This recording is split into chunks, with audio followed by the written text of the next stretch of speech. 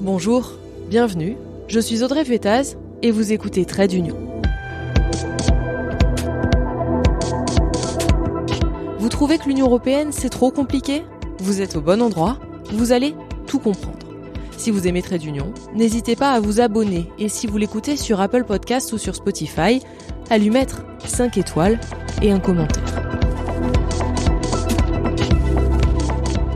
Dans l'épisode précédent, je vous expliquais que l'Union européenne, c'est le continent vert par excellence. Et elle continue de revoir ses objectifs à la hausse. Souvenez-vous, elle comptait réduire ses émissions de gaz à effet de serre de 40% d'ici 2030, avant d'augmenter l'objectif à 55%. Eh bien, entre le précédent épisode et celui-ci, en une semaine donc, l'objectif est passé à 57%. Une première de la classe, cette Union européenne. Mais ce que je vous expliquais aussi, c'est que son image de géant vert est un peu ternie par la crise des énergies qui oblige certains de ses pays membres à envisager un retour au charbon pour se chauffer cet hiver et le prochain. Compliqué donc de faire la leçon aux autres sur ces questions. Bref, on se demandait si l'Union européenne allait pouvoir être moteur lors de cette COP. Eh bien, figurez-vous qu'elle a tout déchiré. Et c'est pour ça que je fais cet épisode, alors que ce n'était pas du tout le thème prévu cette semaine, mais il faut que je vous raconte. Ça concerne le sujet des pertes et dommages.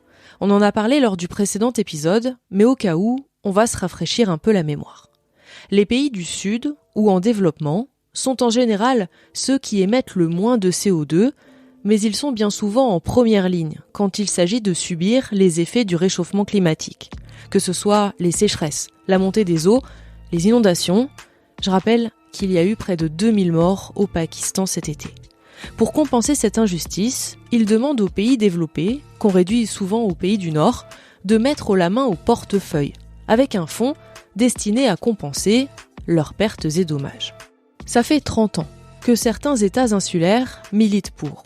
Mais ça fait aussi 30 ans que les pays à qui on demande de payer, les États-Unis, l'Union européenne, leur mettent de gros stops. Comme nous l'explique Thibaut Woita, spécialiste du climat que j'interviewais dans le précédent épisode. L'Union européenne en tant que bloc y est opposée. Alors j'imagine que ce serait possiblement ouvrir la boîte de Pandore avec des demandes de contributions sans arrêt croissantes de la part des pays qui sont victimes du changement climatique.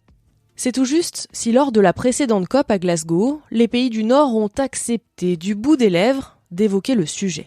Autant vous dire que le fait que ces questions soient à l'ordre du jour lors de cette COP de Sharm el-Sheikh, c'est déjà un peu une victoire.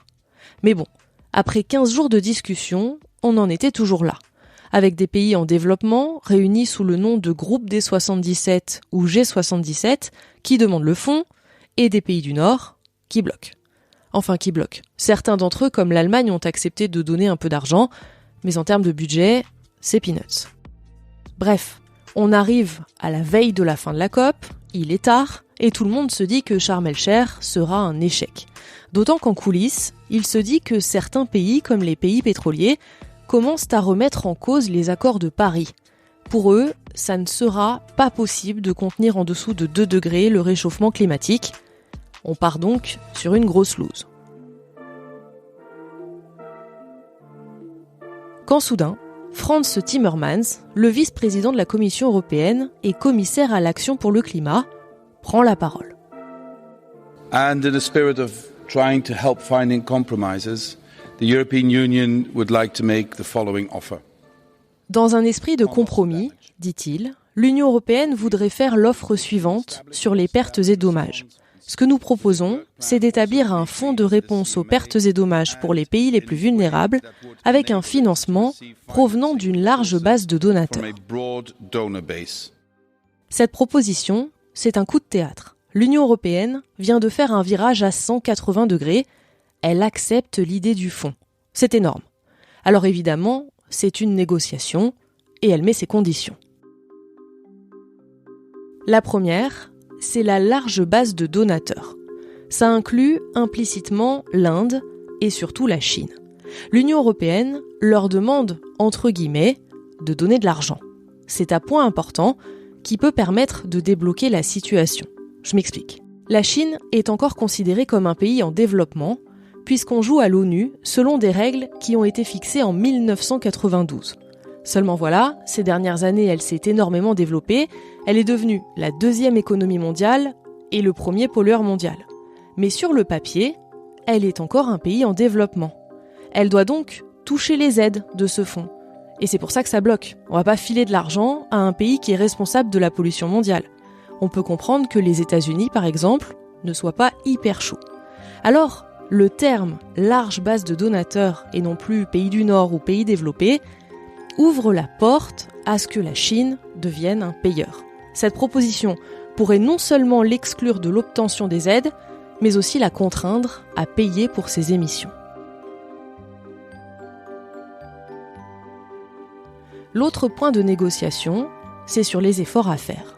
Ok pour un fonds, mais en échange, l'Union européenne veut que tous les pays s'engagent à atteindre le plafond de leurs émissions en 2025 et ensuite de commencer la décarbonation de leurs économies.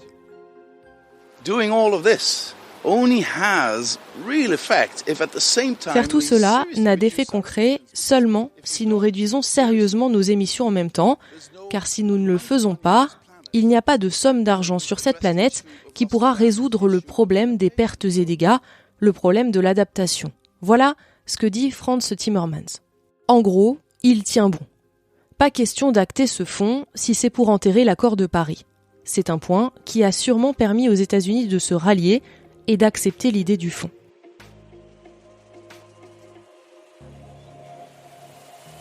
Finalement, grâce à l'Union européenne, on a eu lors de cette COP une résolution historique acceptée par les États sur les pertes et dommages, et ça a été salué par de nombreux pays.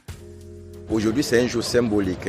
C'est un jour symbolique en termes d'impact que cette décision va avoir par rapport au futur. Ça fait 30 ans que les pays en développement sont en train de se battre pour avoir un fonds, une reconnaissance des pertes et préjudices liés et associés par les changements climatiques. Aujourd'hui, le matin, quand moi je quittais ici vers les 2h du matin, je ne pensais pas qu'on allait avoir ce deal. Vous venez d'entendre Alpha Kalonga, coordinateur principal du groupe africain sur les pertes et dommages. Mais ce n'est qu'un accord d'étape, et il est volontairement flou. Il faut maintenant définir les modalités de ce fonds. Il reste encore beaucoup de travail et beaucoup d'occasions que ça coince. Un comité composé de 14 pays du Sud et de 10 pays du Nord sera d'ailleurs chargé de rendre opérationnel ce fonds dès l'année prochaine.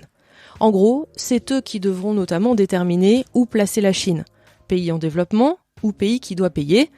Vous voyez, il y a encore du travail et cet épisode touche à sa fin. J'ai voulu l'axer sur le rôle de l'Union européenne lors de cette COP, mais si elle a contribué à une résolution historique et qu'elle a tenu bon sur l'accord de Paris, pour le reste, c'est un échec. Car dans le texte, il n'y a rien d'ambitieux ou de concret sur la baisse des émissions de gaz à effet de serre.